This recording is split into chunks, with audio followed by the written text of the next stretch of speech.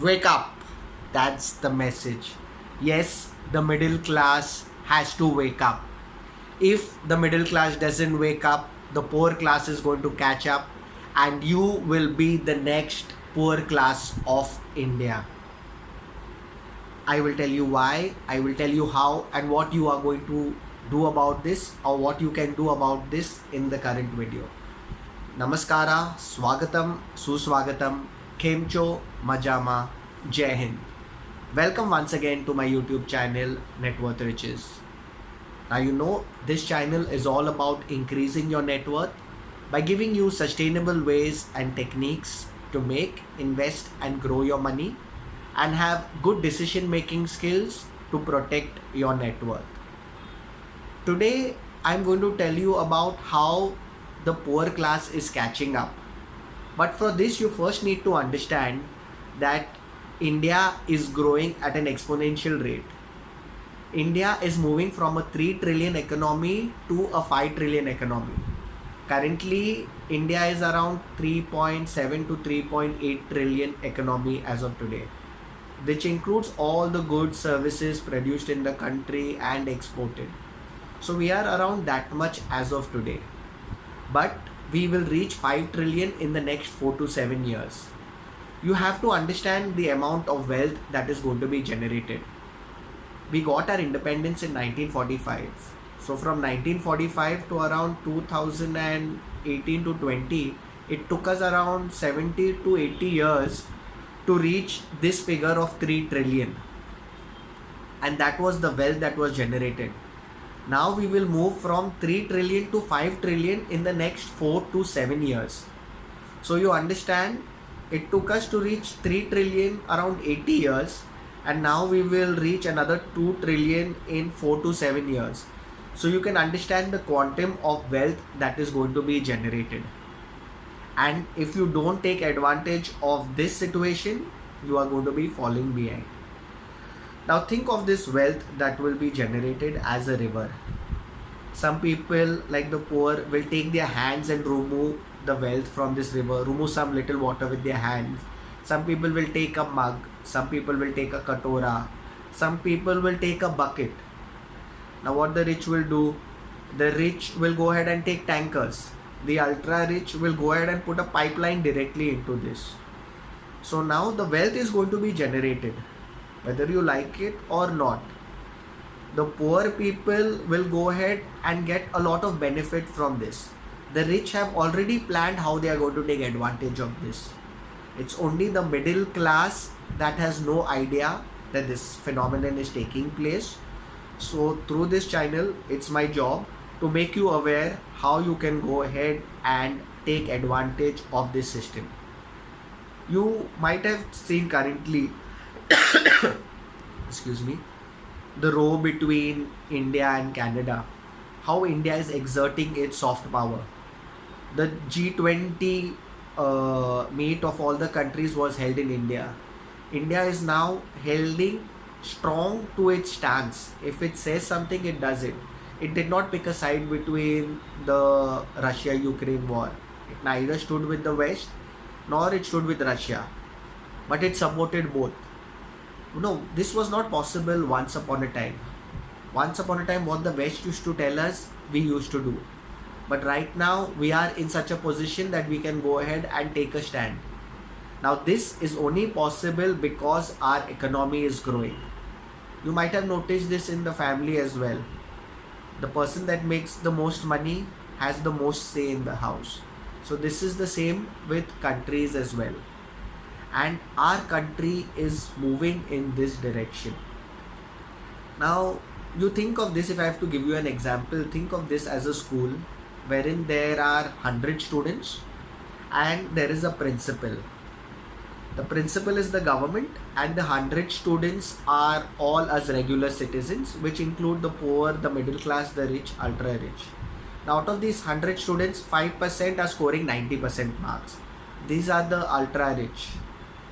Now the government, how much also, mehnat the government will do, it cannot take the students from 90 to 95%. And if the principal or the government does extra efforts on this 5%, it will show favoritism. Like how, some people say the government is favoring Adani to a big extent.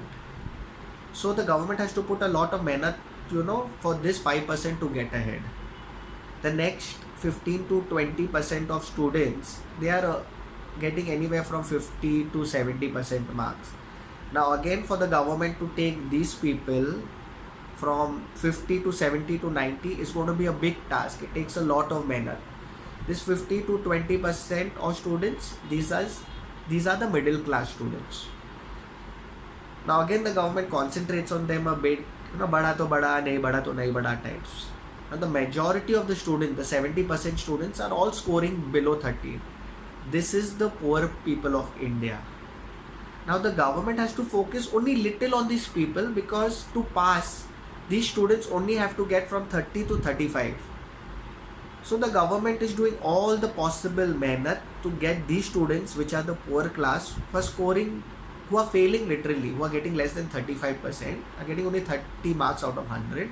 The government wants to take them and just increase them to say 40, 36. They should get passing marks. Now, if the government does this, if it uplifts the majority 70% of the students, everyone will give this government shabashi. Everyone will say you've done a good job.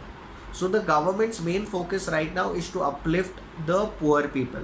That's why the government has brought a lot of schemes, like the PMAY Yojana, where, if you're buying your first house, you get a 2 lakh rupee subsidy. You build toilets, you get some kind of subsidy.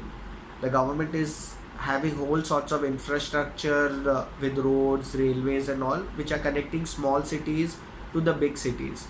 So with this push, what is happening, the majority of the poor people that were in this grade, they will reach here.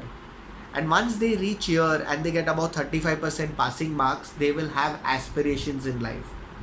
And once they have aspirations, they will reach the middle class, and where we are right now, and then we, the middle class, will feel like the poor class of India.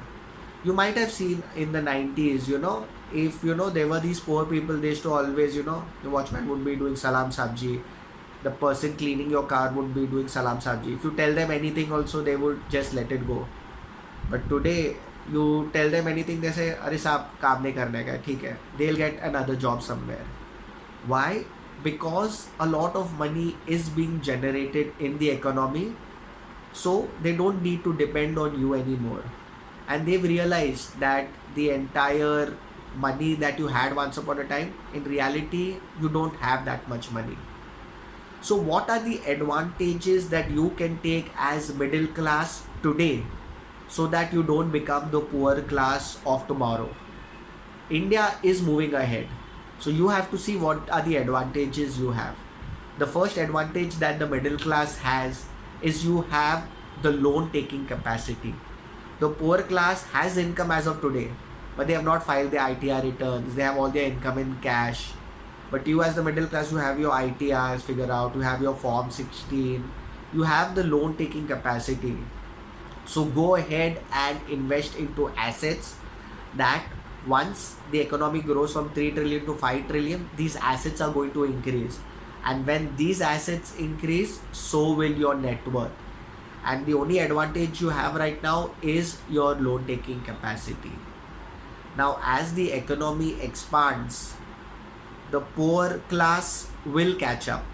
You have to understand that, pre-COVID times were different and post-COVID times are very different.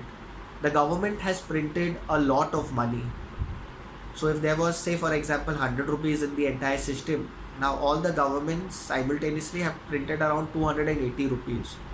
So that has been the quantum of printing that has taken place.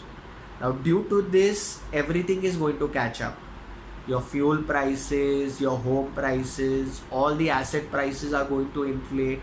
At the same time, your maid salary, your pochawala salary, when you go out to eat at the hotels and all the prices are going to catch up. Now when all these prices are going to catch up, you have to do second and third order thinking. How can you take advantage of this situation? Now when the poor people have a lot of disposable income in their hands, what they will do?